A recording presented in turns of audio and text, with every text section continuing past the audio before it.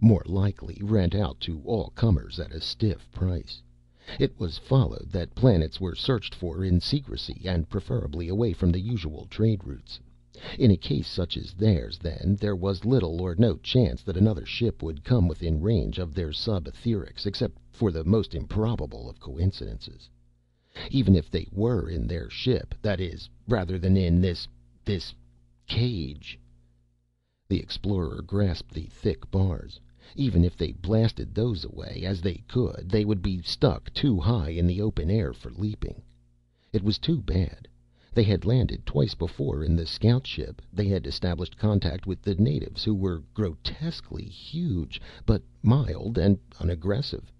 It was obvious that they had once owned a flourishing technology, but hadn't faced up to the consequences of such a technology. It would have been a wonderful market. And it was a tremendous world. The Merchant especially had been taken aback. He had known the figures that expressed the planet's diameter, but from a distance of 2 light seconds he had stood at the visiplate and muttered, "Unbelievable!" "Oh, there are larger worlds," the Explorer said. It wouldn't do for an explorer to be too easily impressed. "Inhabited?" "Well, no." "Why, you could drop your planet into that large ocean and drown it." The Explorer smiled. It was a gentle dig at his Arcturan homeland, which was smaller than most planets. He said, "Not quite." The Merchant followed along the lines of his thoughts. "And the inhabitants are large in proportion to their world?" He sounded as though the news struck him less favorably now. "Nearly 10 times our height." "Are you sure they're friendly?" "That is hard to say. Friendship between alien intelligence is an imponderable. They are not dangerous, I think. We've come across other groups that could not maintain equilibrium after the atomic war stage, and you know the results. Introversion, retreat, gradual decadence, and increasing gentleness." "Even if they are such monsters?" "The principle remains." It was about then that the Explorer felt the heavy throbbing of the engines. He frowned and said, "We are descending a bit too quickly." There had been some speculation on the dangers of landing some hours before. The planetary target was a huge one for an oxygen water world. Though it lacked the size of the uninhabitable hydrogen ammonia planets, and its low density made its surface gravity fairly normal, its gravitational forces fell off but slowly, with distance. In short, its gravitational potential was high, and the ship's calculator was a run-of-the-mill model, not designed to plot landing trajectories at that potential range. That meant the pilot would have to use manual controls. It would have been wiser to install a more high-powered model, but that would have meant a trip to some outpost of civilization. Lost time, perhaps a lost secret. The Merchant demanded an immediate landing. The Merchant felt it necessary to defend his position now. He said angrily to the Explorer, "Don't you think the pilot knows his job? He landed you safely twice before." Yes, thought the Explorer, in a scout ship, not in this unmaneuverable freighter. Aloud, he said nothing. He kept his eye on the visiplate. They were descending too quickly. There was no room for doubt. Much too quickly. The Merchant said peevishly, "Why do you keep silence?"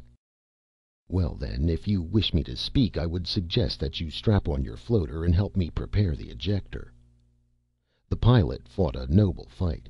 He was no beginner. The atmosphere, abnormally high and thick in the gravitational potential of this world, whipped and burned about the ship, but to the very last it looked as though he might bring it under control despite that. He even maintained course, following the extrapolated line to the point on the northern continent toward which they were headed. Under other circumstances, with a shade more luck, the story would eventually have been told and retold as a heroic and masterly reversal of a lost situation. But within sight of victory, tired body and tired nerves clamped a control bar with a shade too much pressure. The ship, which had almost leveled off, dipped down again. There was no room to retrieve the final error. There was only a mile left to fall. The pilot remained at his post to the actual landing, his only thought that of breaking the force of the crash, of maintaining the spaceworthiness of the vessel. He did not survive. With the ship buckling madly in a soupy atmosphere, few ejectors could be mobilized, and only one of them in time.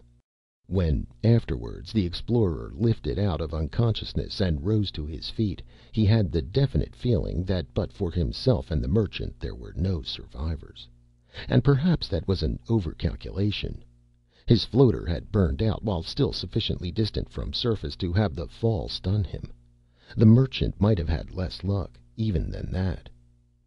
He was surrounded by a world of thick, ropey stalks of grass, and in the distance were trees that reminded him vaguely of similar structures on his native Arcturian world, except that their lowest branches were high above what he would consider normal treetops. He called, his voice sounding basso in the thick air, and the Merchant answered. The Explorer made his way toward him, thrusting violently at the coarse stalks that barred his path. "Are you hurt?" he asked. The Merchant grimaced. "I've sprained something. It hurts to walk." The Explorer probed gently. "I don't think anything is broken. You'll have to walk despite the pain."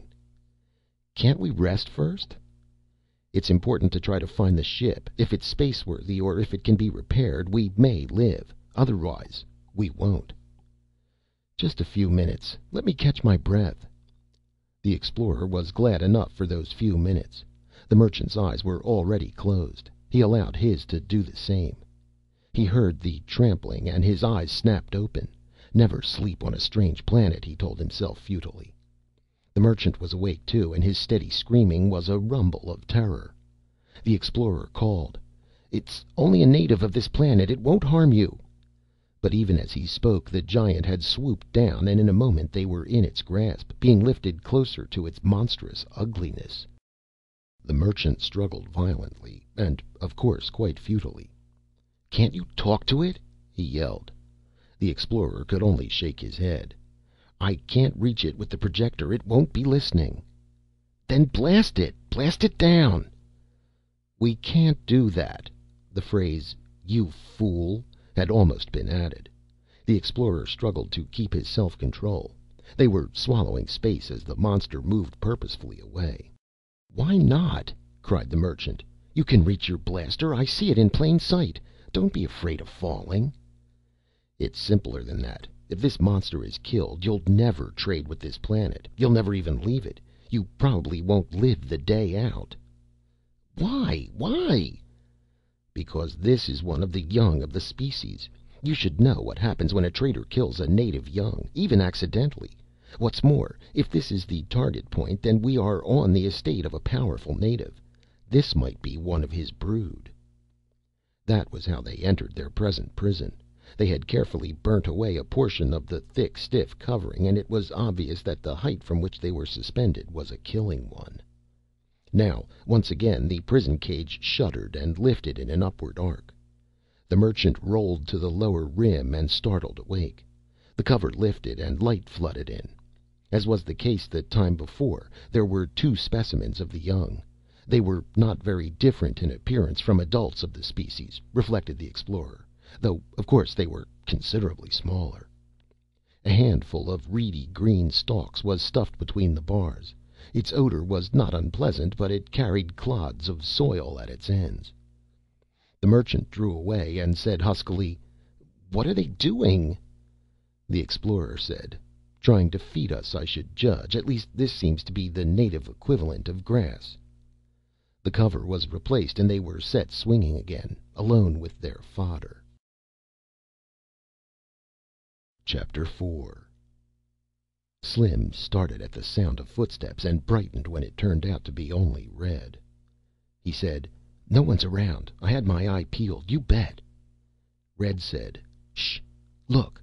You take this stuff and stick it in the cage. I've got to scoot back to the house." "What is it?" Slim reached reluctantly.